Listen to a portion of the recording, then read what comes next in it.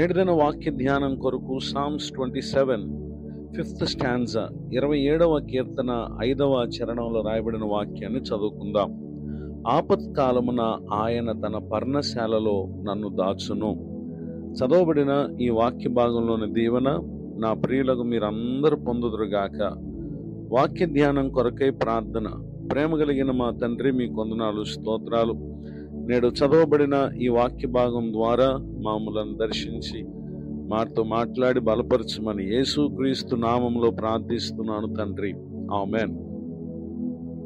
చదవబడిన ఈ వాక్య భాగంలో మన ప్రభువైన యేసుక్రీస్తు వారు ఆయన మన విశ్వాస జీవితంలో మనం ఎదుర్కొనే ఆపత్కాలాల్లో ఆయన తన సన్నిధిలో, పర్ణశాలలో అనగా తన సన్నిధిలో ఆయన మనల్ని దాచేటటువంటి దేవుడై ఉన్నారు. సన్నిధి అనగా ఏ స్థలమందైనా ఆయన మనలను కాపాడేటటువంటి దేవుడిగా ఉన్నారు అనే విషయాన్ని తెలియచేయడానికి సంతోషిస్తున్నాను.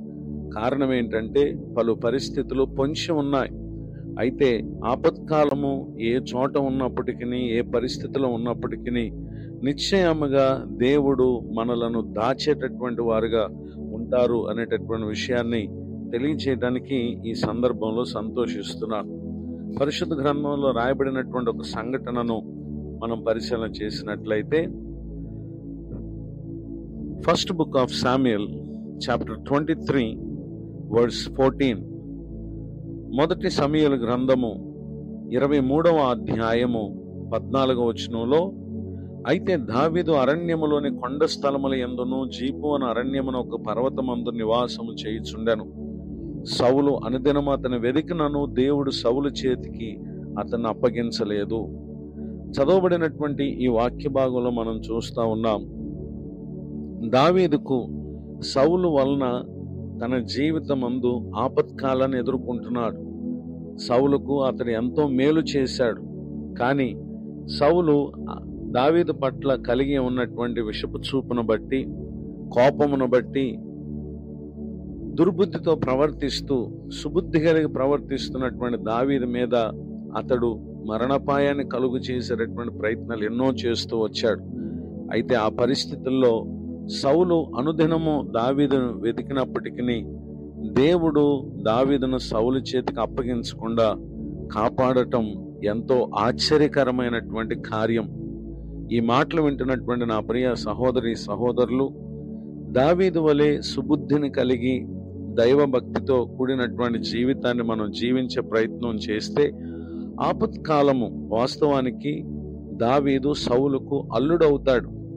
రెండవదిగా, ఫిలిస్తీయుడైన గొల్లియాతు ఇశ్రాయేలు ప్రజలు మీదకి వచ్చిన సందర్భంలో సౌలు అలానే అతని సైన్యం అంతా కూడా కలవరపడుతున్న వేళ దావీదు గొల్లియాతును అంతమొందించి ఇశ్రాయేలీయులకు జయాన్ని కలుగు చేశాడు.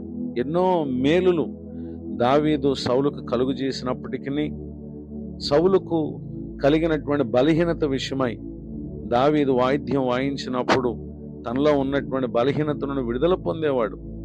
అయినప్పటికీ సౌలు దావీదు విషయంలో ఇలాంటి దుర్బుద్ధితో తాను చూపినటువంటి నష్టాన్ని కలుగు చేసే ప్రవర్తన సమస్తము ఎరిగి ఉన్నటువంటి దేవుడు ఉన్నారు గనుక దేవుడు సౌలు చేతికి అతను అప్పగించలేదు.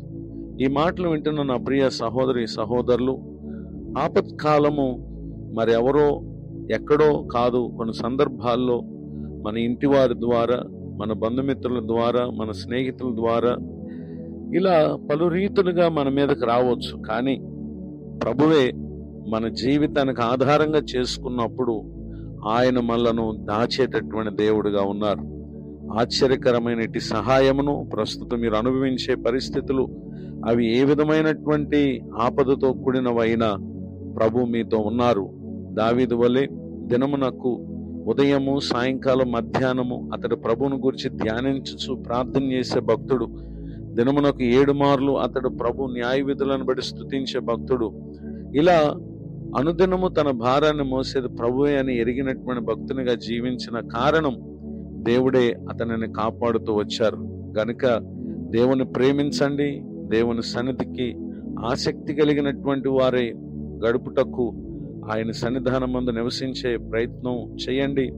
ఖచ్చితంగా ఆశ్చర్యకరమైన దేవుడు అద్భుత రీతిలో ఆయన మనల్ని కాపాడుతారు. ఇటు దీవెనకు నా ప్రియులకు మీరు ముందున్న మీ జీవిత కాలం అంతా కూడా పాత్రలు కావాలని మీ కొరకు ప్రార్థిస్తూ కోరుతూ ఈ మాటలు ముగిస్తున్నాను. ప్రార్థన. ప్రేమగల మా తండ్రి, మీ కొందనాలు. నేడు విన్న ఈ మాటల ద్వారా మా ప్రియుల ఆత్మకు నూరంతల మేలు కలుగునుగాక.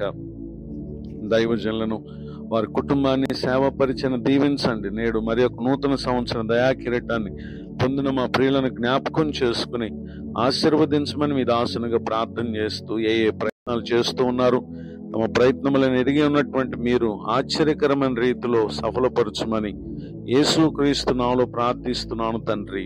ఆమేన్. తండ్రి, కుమార, పరిశుద్ధాత్మ దేవుడితోడే నడిపించునుగాక. ఆమేన్.